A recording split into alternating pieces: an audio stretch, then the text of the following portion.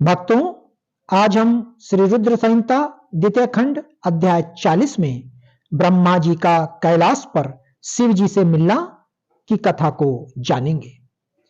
नारद जी ने कहा, हे महाभाग्य, हे विधाता, हे महाप्राण, आप शिव तत्व का ज्ञान रखते हैं। आपने मुझ पर बड़ी कृपा की जो इस अमृतमयी कथा का श्रवण मुझे कराया।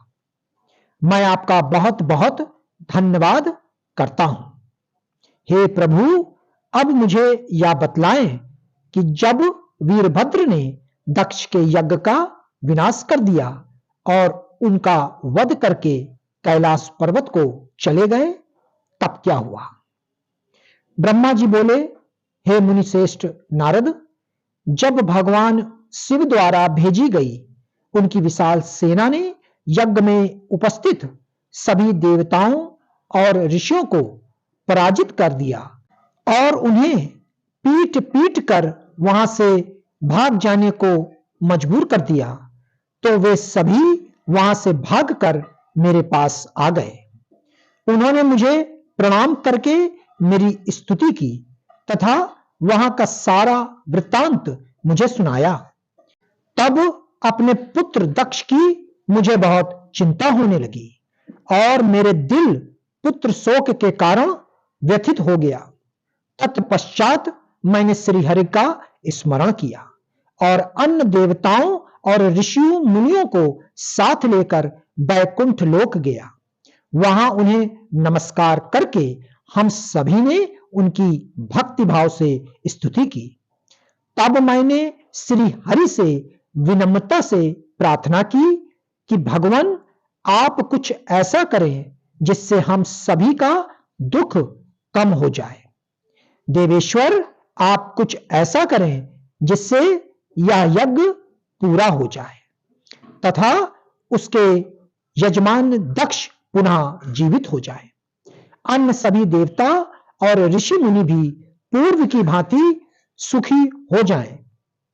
मेरे इस प्रकार निवेदन करने पर लक्ष्मीपति विष्णु जी, जो अपने मन में शिव जी का चिंतन कर रहे थे, प्रजापति ब्रह्मा और देवताओं को संबोधित करते हुए इस प्रकार बोले, कोई भी अपराध किसी भी स्थिति में कभी भी किसी के लिए भी मंगलकारी नहीं हो सकता।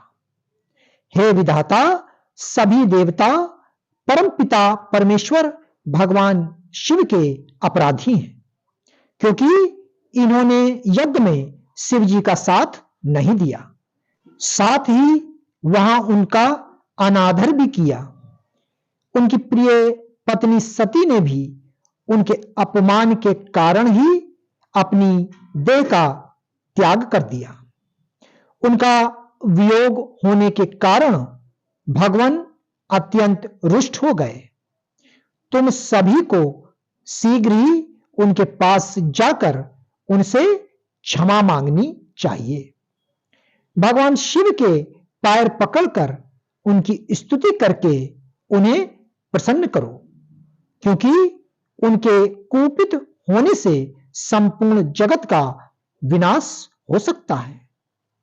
दक्ष ने शिव जी के लिए अपशब्द कहकर उनके हृदय को विदीर्ण कर दिया है, इसलिए उनसे अपने अपराधों के लिए क्षमा मांगो।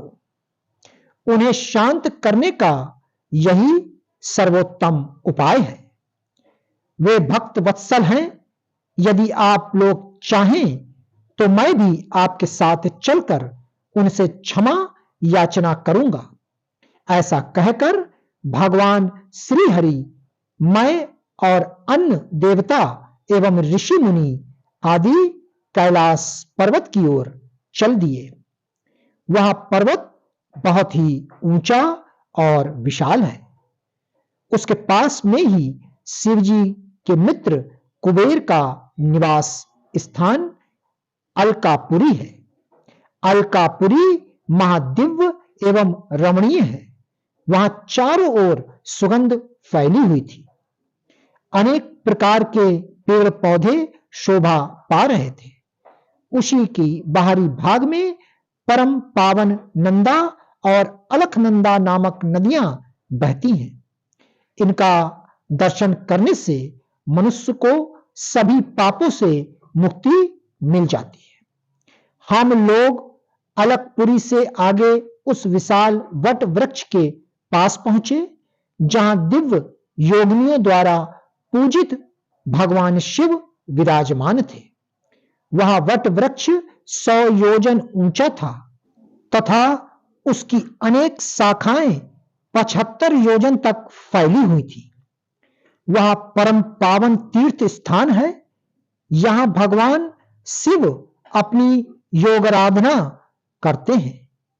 उस वट वृक्ष के नीचे महादेव जी के चारों ओर उनके गण थे और यज्ञों के स्वामी कुबेर भी बैठे थे। तब उनके निकट पहुंचकर विष्णु आदि समस्त देवताओं ने अनेकों बार नमस्कार कर उनकी स्तुति की। उस समय शिवजी ने अपने शरीर पर भस्म लगा रखी थी और वे कुशासन पर बैठे थे और ज्ञान का उपदेश वहां उपस्थित गणों को दे रहे थे। उन्होंने अपना बायां पैर अपनी दाईं जांघ पर रखा था और बायां हाथ को बाएं पैर पर रख रखा था। उनके दाएं हाथ में रुद्राक्ष की माला थी।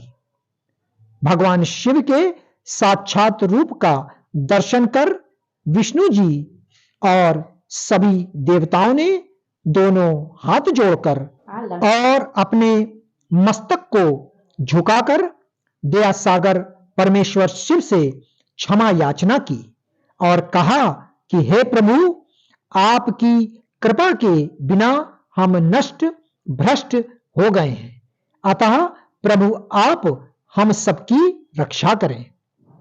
भगवान, हम आपकी शरण में आए हैं, हम पर अपनी कृपा दृष्टि बनाए रखें। इस प्रकार सभी देवता व ऋषि मुनि भगवान शिव का क्रोध कम करने और उनकी प्रसन्नता के लिए प्रार्थना करने लगे। भक्तों, आगे की कथा श्री रुद्र संहिता द्वितीय खंड अध्याय 41 अवश्य सुने। ओम नमः शिवाय।